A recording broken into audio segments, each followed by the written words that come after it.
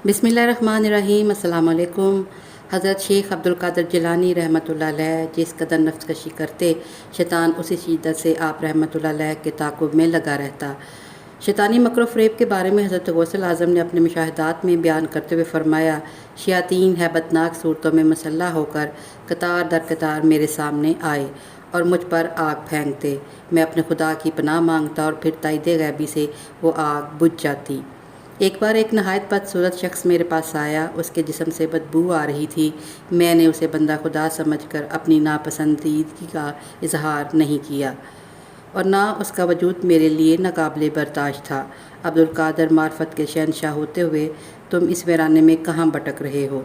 उस करिया और मंजर शख्स ने मुझे मुखातिब करते हुए कहा, तुम मुझे कैसे पहचानते हो? मुझे हैरत थी कि इस वीराने में ये शनासा कहाँ से आ गया। मुझसे ज़्यादा तुम्हें कौन पहचानेगा? वो बदसूरत शख्स बड़े मकरू अंदाज में हंसा। मैं इब्लीस हूँ और तुम्हें मुबारकबाद देने आया हूँ। मैं इसके तर्ज मुखातिब पर संभल गया। वो मुझे असीर करने के लिए मकर फ़रेब का नया जाल लेकर आया था। कैसी मुबारकबाद? मैंने इब्लीस से पूछा। मुझे और मेरे गिरोह को तुमने अपनी परहेज़गारी से आजिज़ कर दिया है, इसलिए मैं अपनी शिकस्त तस्लीम करता हूँ और कुछ दिन तुम्हारी खिदमत में रहना चाहता हूँ। यहाँ से दूर हो जा बदनसीब, तुझे मेरी परहेज़गारी ने नहीं, खुदा की कुदरत ने आजिज़ किया है। मेरा इतना कहना था कि गैबी हाथ ने उसके सर पर एक कारी ज़रब लगाई और वह ज़मीन में धंस गया। फिर वही शैतान मेरे पास आया और आग के शोलों से मेरे साथ जंग करने लगा। इसके हमले बहुत ख़तरनाक थे। मैंने घबरा कर अपने अल्लाह को पुकारा।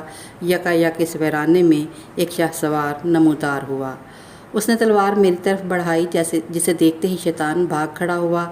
तीसरी बार वही शैतान मुझे फिर नज़र आया कि उस वक्त वह मुझसे दूर बैठा गिरफ्तारी में मशगूल था और अपने सर पर खाक डाल रहा था। अब्दुल कादिर, अब मैं तुझसे बिल्कुल मायूस हो चुका हूँ। मैंने फ़ौरन कहा, मलून, यहाँ से चला जा। फिर इसने मेरे गिर्द बहुत से जाल बिछा दिए। ये क्या है? मैंने उससे पूछा। ये वसवसों और अंदेशों के जाल हैं जिनके ज़रिए मैं तुम जैसे लोगों को शिकार करता हूँ। हज़रत शेख अब्दुल कादिर जिलानी फरमाते हैं, मैंने 1 साल तक शैतान के बिछाए हुए इन जालों पर तवज्जो की। फिर एक दिन वो आया कि खुदा के फजलो करम से वो सब के सब टूट गए।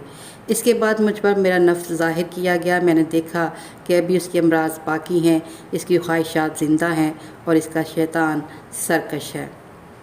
मैंने साल भर तक उसकी तरफ तवज्जो ना की। आखिर नफ्स की तमाम बीमारियां जड़ से जाती नहीं। इसकी ख्वाहिशात मुर्दा होगी, उसका शैतान मुसलमान हो गया और सारे काम अल्लाह के लिए हो गए। मैं अपनी हस्ती से जुदा हो गया, मगर फिर भी अपने मकसद को नहीं पहुंचा। फिर मैं तवक्कुल के दरवाज़े पर आया, मगर यहाँ बहुत बड़ा हजूम था।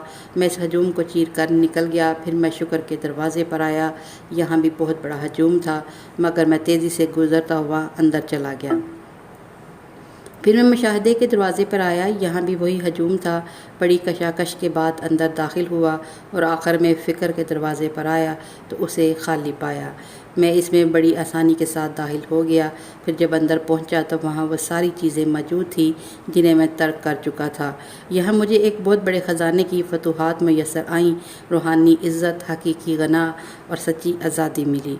यहाँ आकर मैंने अपनी ज़ीस्त को मिटा दिया, अपने औसाफ को छोड़ दिया, जिससे मेरी हस्ती में एक दूसरी हालत पैदा हो गई।